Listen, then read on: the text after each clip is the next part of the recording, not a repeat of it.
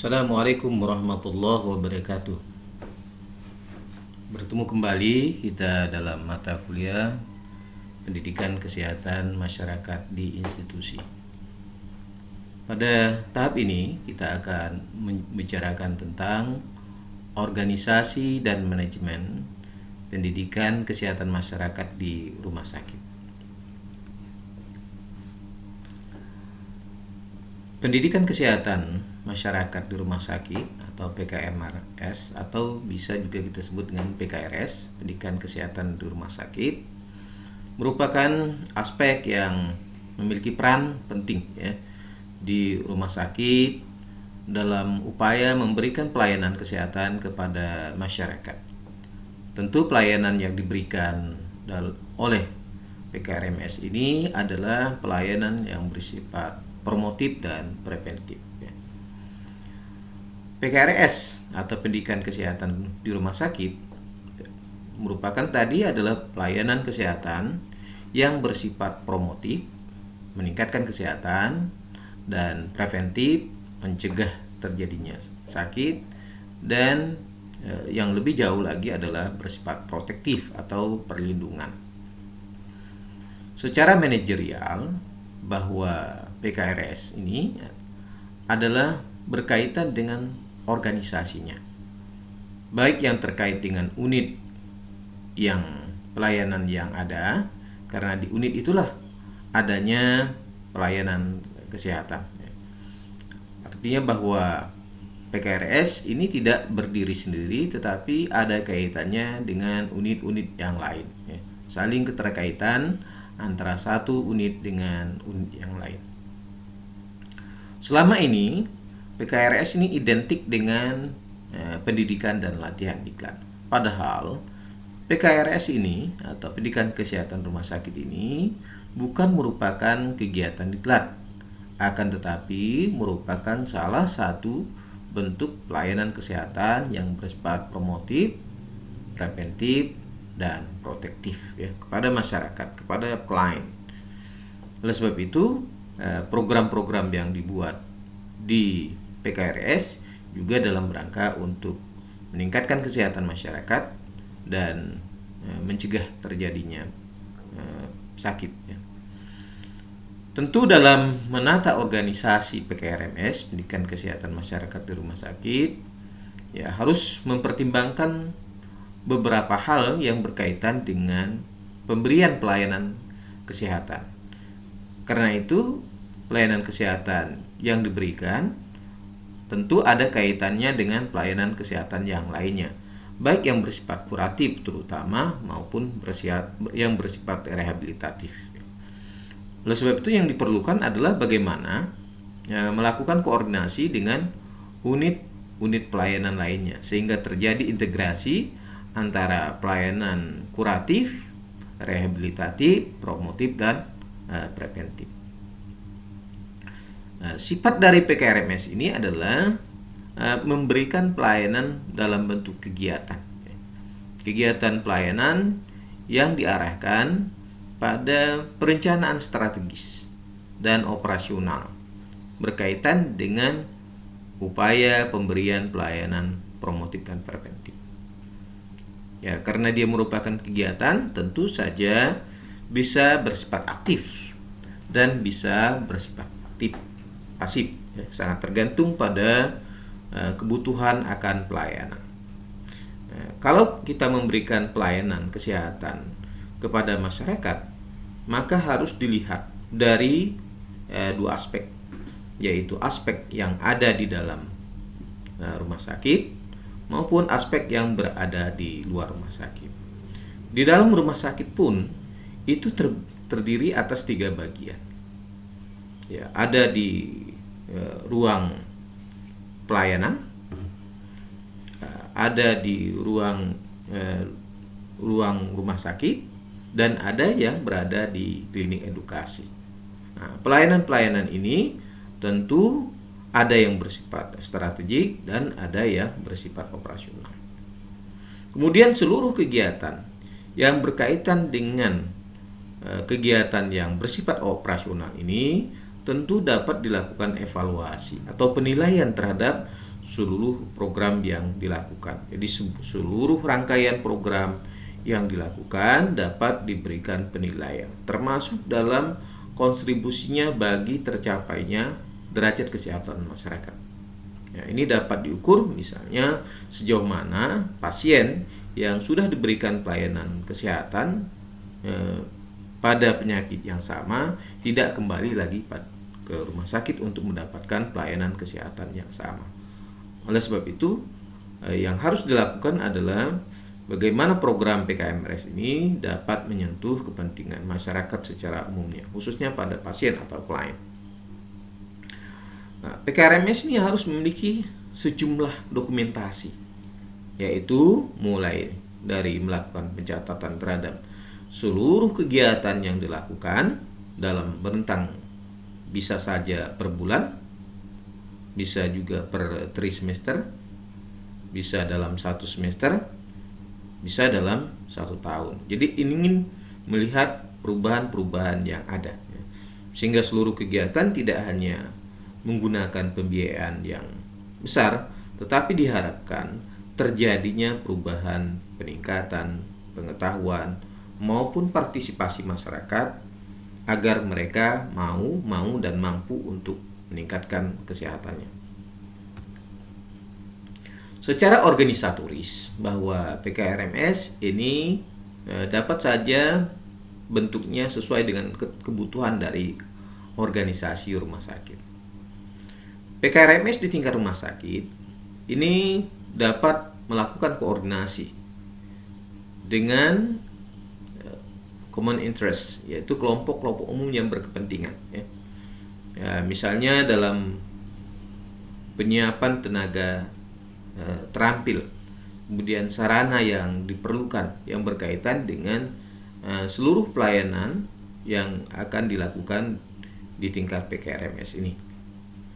Kemudian memerlukan ketenagaan yang memiliki kemampuan health education, sehingga dengan tenaga health education yang dimiliki itu dapat mudah untuk menjalankan semua program-program yang ada, karena mereka sudah mengetahui program apa saja yang berkaitan dan berkepentingan dalam melakukan health education atau pendidikan kesehatan ini.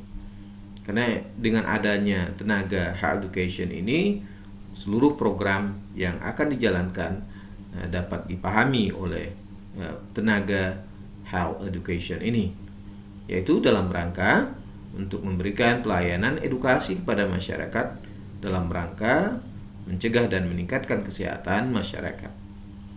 Kemudian PKRMS bisa saja di tingkat unit, yaitu tentu kalau dia bersifat unit berada pada posisi operasional kegiatan dari PKRMS ini, terutama dalam hal melakukan patient education, yaitu pendidikan pada pasien. Kemudian ya ada beberapa rumah sakit, misalnya kalau kita berikan contoh misalnya di rumah sakit umum pusat nasional misalnya Cipto Mangunkusumo, jadi dia masuk dalam diklat dan keperawatan. Kemudian rumah sakit umum daerah Dr. Sutomo ini langsung di bawah direktur rumah sakit. Rumah sakit Fatmawati dia berada pada ruang diklit pendidikan dan penelitian. Organisasi PKRMS ini, bahwa di dalam pengembangan organisasi diperlukan tenaga orang yang memiliki kemampuan keterampilan di bidang health education ini, yaitu health education khususnya yang memiliki kemampuan tadi dapat melakukan koordinasi dengan bidang yang terkait dengan health education ini.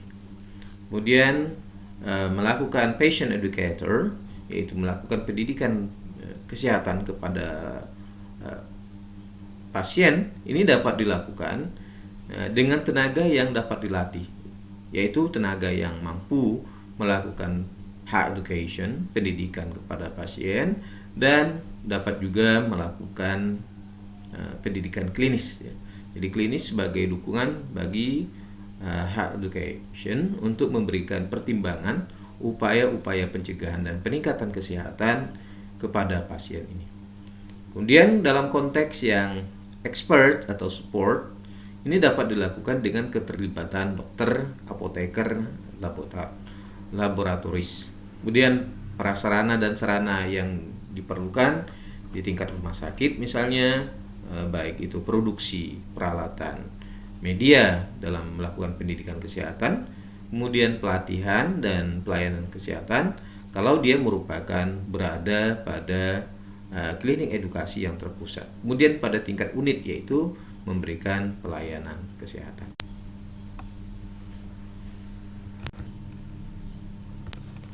Perencanaan PKRMS.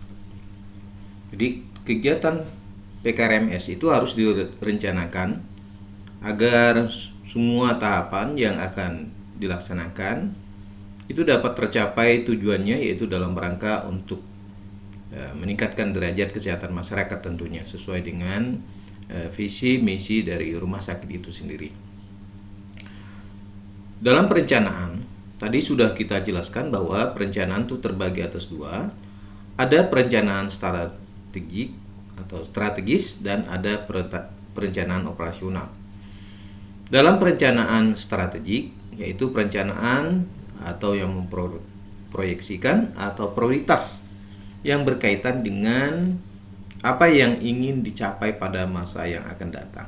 Tentu ada dua hal yang diperhatikan dalam proyeksi atau prioritas perencanaan strategik ini. Yang pertama adalah tingkat kepentingan, bahwa rencana yang dibuat tingkat kepentingan untuk siapa yang berkepentingan terhadap yang akan datang, atau pelayanan yang diberikan itu pada tingkat kepentingan siapa, apakah kepentingan rumah sakit atau kepentingan masyarakat secara keseluruhan. Jadi, kalau kita mengarahkan bahwa tujuannya adalah pada kepentingan masyarakat dalam upaya meningkatkan dan mencegah terjadi penyakit, maka masyarakat itulah yang menjadi kelompok sasaran dalam PKRMS ini.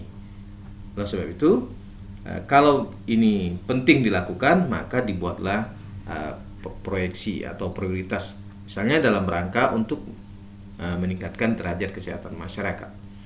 Kemudian yang kedua adalah daya perubahan atau changeability dari suatu proyeksi yang akan diharapkan.